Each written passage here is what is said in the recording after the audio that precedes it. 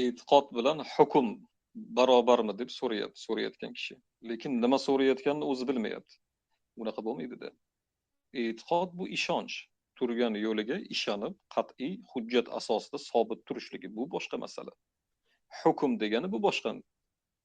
Allohning qonunlari asosida insonlarning qilayotgan amallariga chiqariladigan yechim. Bu hukm. Alloh tarafidan chiqariladi bu hukm. Endi mana o'sha yerda aylanayotgan suhbat aksari tog'utlardan hukm so'rashlik shu asosida bo'ldi. Endi Alloh subhanahu va taoloni o'ziga oid ekanligini Robbul alamin o'zi aytib turgan holatda qanaqa sizga endi bu haqni boshqasiga berishlik mumkin? Inil hukmu illa lillah deganda bir kishi ijtihod qilib turib, yo'q, faqat Allohning o'ziga oid emas. Meni ham bunda haqqim bor, falonchani ham bunda haqqi bor deya oladimi? Ijtihod shunday qilinadimi? Allohning haqqini boshqasiga olib berishlik ijtihod yo'li bilan joiz emas-da. Kim shunday qilsa dindan chiqib qoladi. Alloh subhanahu va taolo o'zi buni aytib turibdi, ma'lum qilib. Allohning o'zigagina oid ekanligini. Bu haq.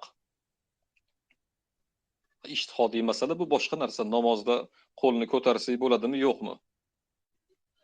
3 marta takbir aytaylikmi, 2 marta aytaylikmi? 1 rakat o'qiylikmi, 3 rakat o'qiylikmi vitrni? Bu masalalar boshqa. Ovqatni chap qo'l bilan yeylikmi, o'ng qo'l bilan yeylikmi? Bunda xato qilgan kishi kufrga tushib qolmaydi.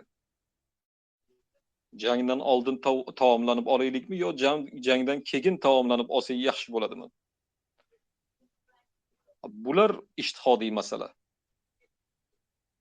Lekin yolg'iz Allohning o'ziga oid bo'lgan haqni Allohdan o'zgasiga olib berishlik yoki men ham bunda haqdorman deb sherikchilik qilishlik, da'vo qilishlik.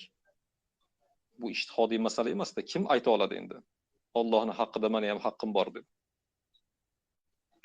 Nomi kim bo'lsa ham, qaysi davrda yashagan bo'lsa ham